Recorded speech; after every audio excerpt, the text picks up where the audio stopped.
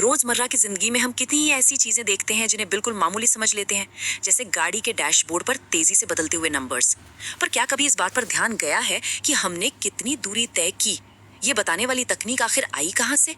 आज हम इसी छिपे हुए इतिहास की एक बहुत ही रोमांचक यात्रा पर निकलने वाले हैं। प्राचीन रोमन किताबों के पन्नों से लेकर 18वीं सदी के एक ऐसे गुमनाम मैकेनिकल जीनियस तक का सफर जिसने इंजीनियरिंग की दुनिया को हमेशा के लिए बदल कर रख दिया। तो चलिए, प्राचीन गियर्स से लेकर आज के मॉडर्न डिजिटल ओडोमीटर तक के इस शानदार इतिहास को गहराई से समझते हैं। तो चलिए बिल्कुल शुरुआत से शुरू करते हैं। इंसान आखिर कब से अपनी यात्राओं और मीलों की दूरी का हिसाब रखता आ रहा है? सच कहूं तो दूरी नापने की ये चाहत कोई आज के जमाने की बात नहीं है। सदियों पहले जब इंसानों ने व्यापार और लंबी यात्राओं के लिए निकलना शुरू किया, तभी से ये जानने की जरूरत पैदा हो गई थी कि वे कितना चल चुके हैं।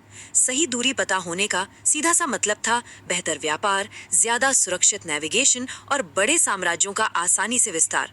एक तरह से इस साधारण सी जरूरत ने प्राचीन दुनिया में नेविगेशन और व्यापार के पूरे तरीके को ही बदल कर रख दिया था। आगे बढ़ने से पहले इस कॉन्सेप्ट को थोड़ा सा क्लियर कर लेते हैं। ऐतिहासिक ग्रंथों में इस यंत्र को अक्सर वेवाइजर, ओडोमीटर या फिर पेडोमीटर कहा गया है। सीधे शब्दों में यह एक ऐसी मशीन थी जो इंसान के कदमों को या फिर गाड़ी के पहियों के चक्करों को गिनती थी। पर यहाँ सबसे ज्यादा हैरान करने वाली बात पता है क्या है? प्राचीन काल में इस विचार को सिर्फ जमीन पर चलने वालों तक ही सीमित नहीं रखा गया था।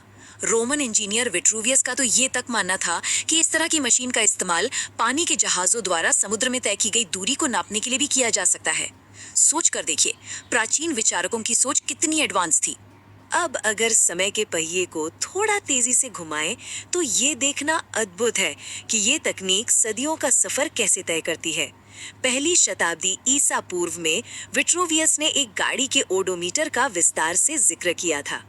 फिर हम सीधे 15वीं शताब्दी के इटली चलते हैं, जहां उर्बिनो के ड्यूकल पैलेस की शानदार नक्काशी में ओडोमीटर लगा हुआ एक जहाज उकेरा गया है।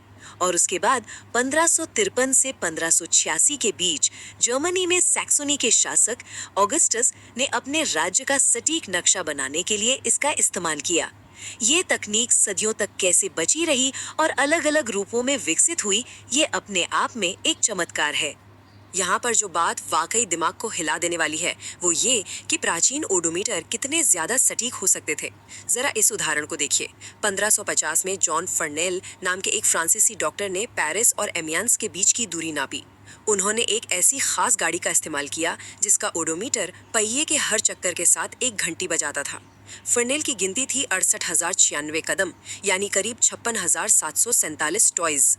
और पता है, दशकों बाद जब पिकार्ड ने अधिक आधुनिक मशीनों के साथ ठीक उसी दूरी को दोबारा नापा, तो दोनों के बीच केवल 300 टॉयज का मामूली अंतर सामने आया। 16वीं शताब्दी में बिना किसी मॉडर्न टेक्नोलॉजी के इतनी सटीकता हासिल करना एक बहुत बड़ी उपलब्धि थी। वैसे दूरी नापना सिर्फ वैज्ञानिकों का काम नहीं था, ये राजघरानों के शौक और रुतबे का भी हिस्सा बन गया था। रोमन सम्राट कोमोडस के पास ऐसी गाड़ियां थीं जो सड़क नापने के साथ साथ समय भी बताती थीं। लेकिन सबसे ज्यादा चौंकाने वाला उपकरण था सम्राट रुडोल्फस द्वितीय के पास। बस कल्पना कीजिए एक जादुई चुंबकीय ओडोमीटर की। इस मशीन को यात्रा के दौरान किसी के देखने की जरूरत भी नहीं पड़ती थी। जैसे जैसे गाड़ी आगे बढ़ती, ये अपने आप कागज पर एक नक्शा उकेरती जाती थी। एक तरह से ये आज की जीपीएस ट्रैकिंग का पूरी तरह से मैकेनिकल वर्जन था, जो बिना किसी सैटेलाइट के काम करता था। लेकिन अब हमारी कहानी सम्राटों के भव्य महलों से निकलकर एक बहुत ही साधारण इंसान की दुनिया में प्रवेश करती है। ये कहानी है एडम वॉन होलफील्ड की। 1711 में सैक्सोनी के गरीब परिवार में जन्मे होलफील्ड ने अपनी जिंदगी एक साधारण फीता बनाने वाले यानी लेस मेकर के रूप में शुरू की थी। पर उनके भीतर एक ऐसा जन्मजात मैकेनिकल जीनियस छिपा था जिसने बाद में बर्लिन की बड़ी बड़ी विज्ञान अकादमियों को हैरान कर दिया। उनका सफर हमें साफ साफ बताता है कि असली इंजीनियरिंग प्रतिभा किसी बड़ी यूनिवर्सिटी की मोहताज नहीं होती।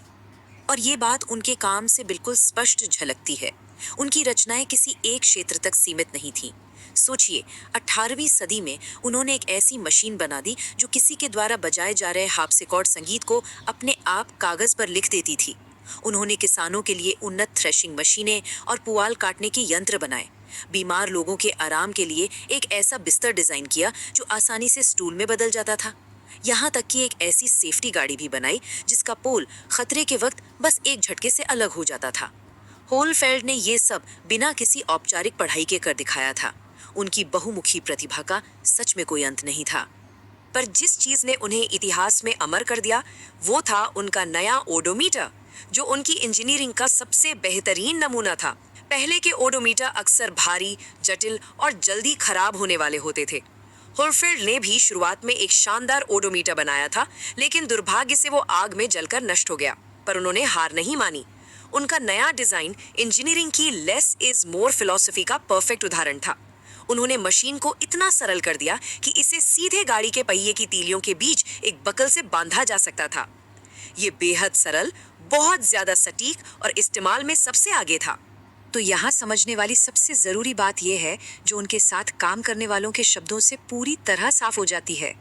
होलफेल्ड कोई आम कारीगर नहीं थे। उनके बारे में कहा जाता था कि उन्होंने एक ही पल में वो सब समझ लिया जो प्रस्तावित किया गया था, और ये बिना किसी अतिशयोक्ति के कहा जा सकता है कि उनका जन्म एक दार्शनिक दिमाग के साथ हुआ था। उन्हें कोई भी जटिल समस्या दीजिए, वे तुरंत उसका समाधान निकाल लेते थे। बिना किसी किताबी ज्ञान के उनका दिमाग जैसे गियर्स और पुर्जों के भाषा में ही सोचता था, जिसे देखकर उस वक्त के बड़े बड़े विचारक भी दंग रह जाते थे। इतनी कामयाबी और शाही दरबारों में इज्जत मिलने के बावजूद होलफेल्ड हमेशा जमीन से जुड़े रहे।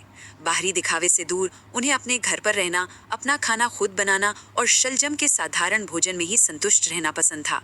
उनका निधन 1771 में हुआ। बताया जाता है कि अपनी आखिरी सांसों के वक्त जब वो बेहद बीमार थे, तब भी वो अपने एक खराब घड़ी को ठीक करने में लगे हुए थे।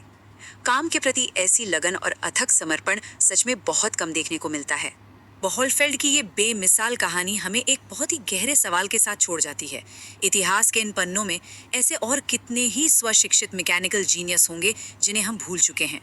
आज जब हम डिजिटल डैशबोर्ड और मॉडर्न नेविगेशन का इस्तेमाल करते हैं, तो उनकी मजबूत नींव में ऐसे ही अनगिनत गुमनाम नायकों की मेहनत और उनके छोटे छोटे यांत्रिक चमत्कार छिपे हैं। तो अगली बार जब गाड़ी का मीटर आगे बढ़े या स्क्रीन पर डिजिटल नंबर्स बदलें, तो उन पहियों के पीछे छिपे सदियों के इस शानदार इतिहास को जरूर याद कीजिएगा।